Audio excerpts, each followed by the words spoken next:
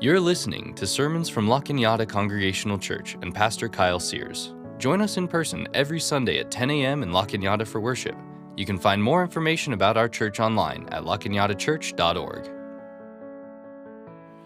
So one evening, late last year, I came home and to me it sounded like it was the largest cicada I had ever heard. Imagine like a metal pipe being dragged across concrete, but so loud like you could hear it from over here from the house.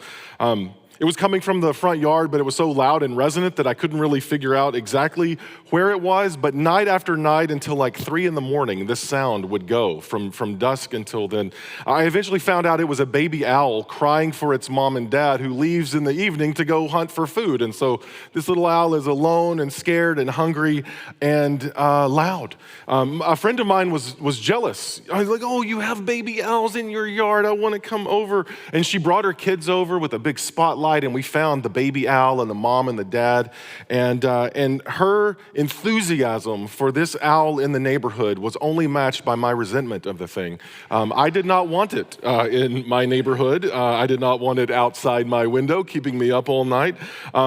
I did find as I was Googling, maybe compassionate ways to encourage it to figure out that if they find a place to roost and there's a good supply of food nearby, they will probably return for the next year and possibly for their surprisingly long life every summer. So in our story today, we're going to find a neighborhood that also has a split reaction, not to owls, but to Jesus's presence. It might be shocking to think that there would be people who wouldn't want Jesus to come and do good, but we'll find that happening in Mark chapter 5. So this is Mark 5, verse 1 through 20. They came to the other side of the sea, to the region of the Gerasenes. And when he had stepped out of the boat, immediately a man from the tombs with an unclean spirit met him. He lived among the tombs, and no one could restrain him anymore, even with a chain, for he had often been restrained with shackles and chains, but the chains he wrenched apart, and the shackles he broke in pieces, and no one had the strength to subdue him. Night and day among the tombs and on the mountains, he was always howling and bruising himself with stones. And when he saw Jesus from a distance, he ran and bowed down before him, and he shouted at the top of his voice, "What have you to do with me, Jesus, Son of the Most High God? I adjure you by God, do not torment me." For Jesus had said to him, "Come out of the man, you unclean spirit." Then Jesus asked him, "What is your name?" And he replied, "My name is Legion, for we are many."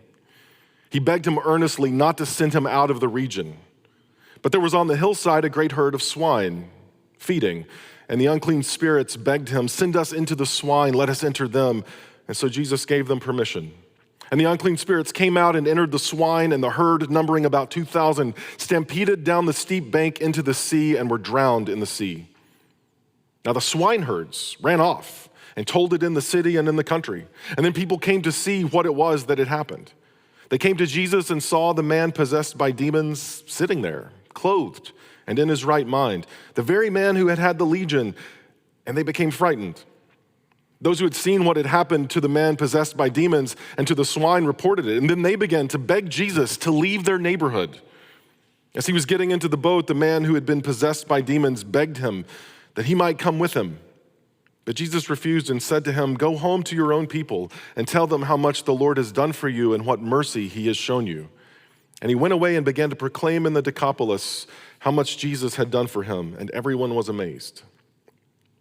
Now, the way this story is written in Mark, it kind of continues Mark's theme of Jesus as the Son of Man, of like the ideal human. And here it starts sort of like a sword and sandals epic. Jesus travels to a foreign land across a sea, a city of, there was really 10 cities of a foreign empire. The sea is often represented as chaotic and dangerous as you travel across it. And he ends up landing at a place of death. And instead of Hercules or Harry Hamlin in the starring role, we find Jesus, the one who is able to confront danger in this surprising way. This is Jesus, the hero, the ideal of humanity, the pinnacle of who we can be should we follow. And if every hero is best judged by the strengths of its villains, then we understand why Mark, who is normally very brief and lacks a lot of description in his writing, goes into detail about exactly who it is that Jesus encounters in this cemetery. This man who lives among the tombs is superhumanly strong, breaking any chain that would bind him. He has wrecked his body with cuts and bruises and scars, and has left a scar on the city and the countryside where he dwelled. They fear him, and so they let him live among the dead. The problems he creates are legion, like his name. Death in all of its forms embodied in this one person, separated from community and from health, from wholeness, from life itself. And I wonder if any of the disciples, as they're, rowing across the sea, were like, hey, Jesus, there are boat docks just over there. You're rolling up on a cemetery, man. I don't know if this is where we should land.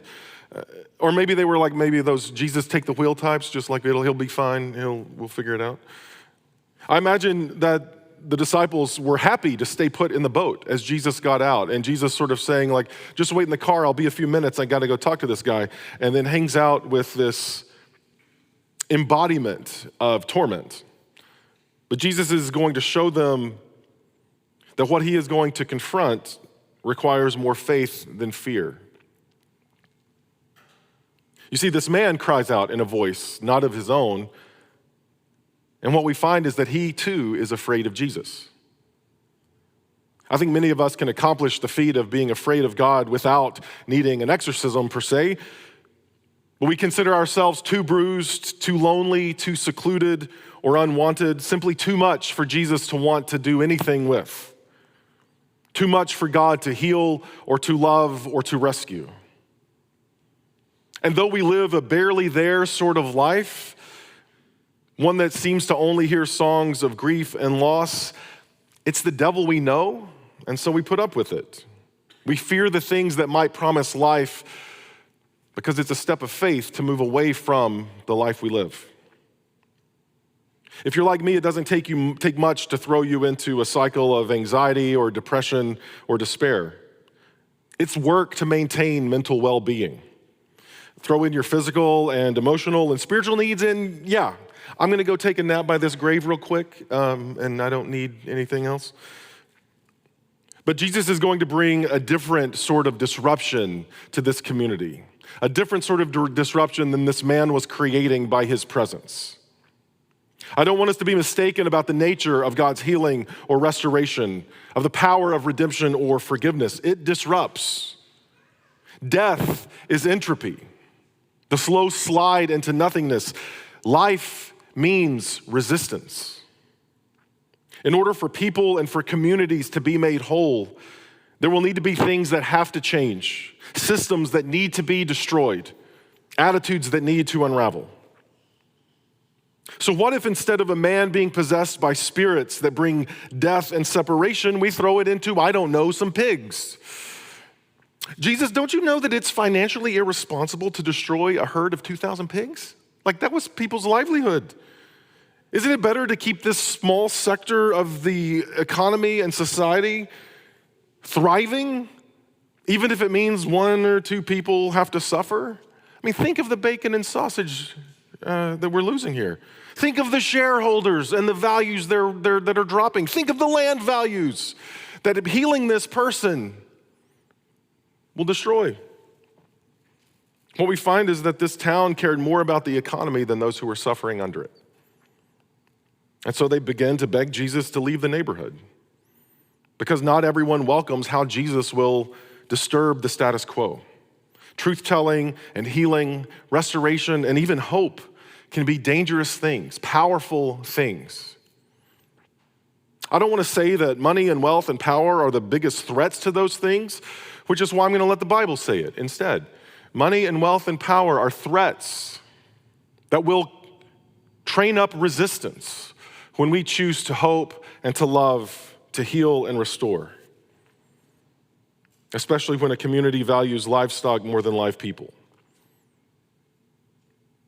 There's only one discomfort I have in this whole story. I mean, it's weird, yeah, demons and pigs and cemeteries and all that. I don't like it that Jesus told this guy he couldn't come with him. Did you feel that too? Like, Jesus, just let the dude leave. He doesn't have any friends. They like these pigs more than him. But Jesus sends him back into a community that had thrown him away. I would rather be with this new startup of religious friends than People who don't care about the very value of a human life. And so Jesus says, no, go home and tell your community about your story and how God's mercy had come to you. Because the way that Jesus heals is not just our physical needs or not just our spiritual needs. That when healing comes, wholeness comes, not just to us, but to our community. And for this guy to be removed from his community is to maintain the powers that have divided for too long. So Jesus will restore him and restore him with the message of mercy and intervention.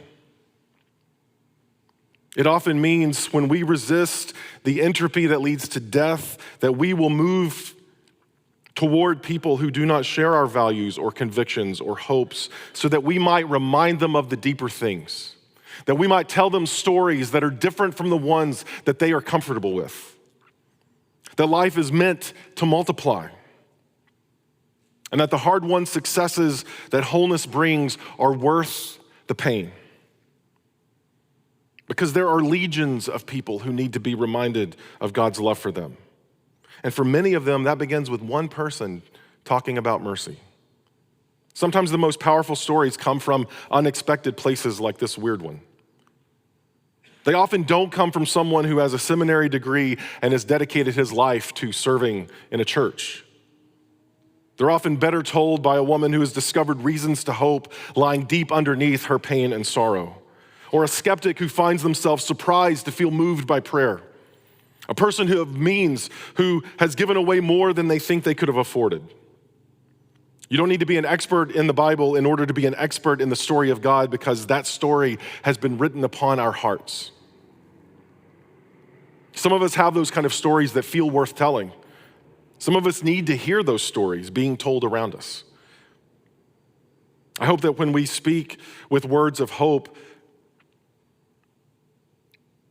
that we will speak with compassion and conviction.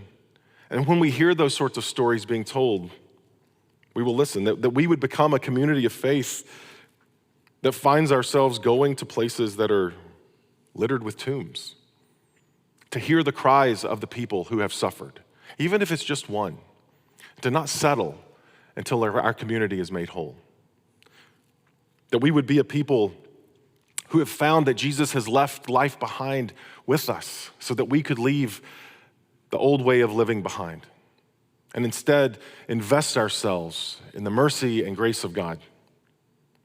That we would become a people who would announce the arrival of life to every soul who would cry out for hope.